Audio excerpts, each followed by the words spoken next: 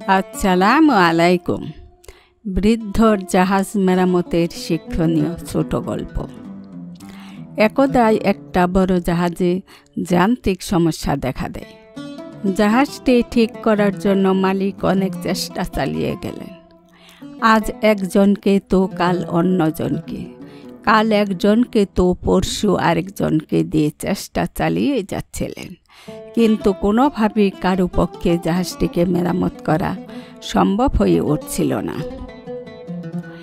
দেশ বিদেশের বিভিন্ন বিশেষজ্ঞরা অনেক চেষ্টা করিয়াও যখন কোনো কুল কিনারা করতে পারছিলেন না, তখন এক বয়োবৃদ্ধ লোককে ডাকা হলো। কারণ ওই বৃদ্ধ জীবনে এরকম অনেক সমস্যার সমাধান করেছেন বলেন জনশ্রুতি ছিল।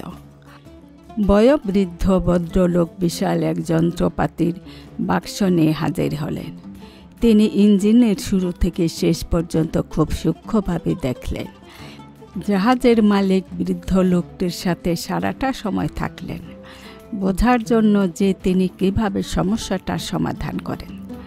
দেখা শেষ করে বৃদ্ধ লোকটি তার বিশাল যন্ত্রপাতির ব্যাগ হতে একটি ছোট্ট হাতুড়ি বের করে ধীরে সুস্থে ইঞ্জিনের নির্দিষ্ট একটি জায়গায় হাতুড়ি দিয়া কয়েকটি আঘাত করলেন। সঙ্গে সঙ্গেই ইঞ্জিনটি সচল হয়ে গেল। কাজ শেষ করে পরে বিল জমা দেবেন বলে বৃদ্ধ চলে আসলেন। এক সপ্তাহ পর জাহাজের মালিক 1 লক্ষ টাকার একটি বিল পেলেন। বিল দেখে তো মালিকের চোখ ছানা ভরা। সামান্য একটা হাতুড়ির বাড়ি দিয়ে বিল 1 লক্ষ টাকা!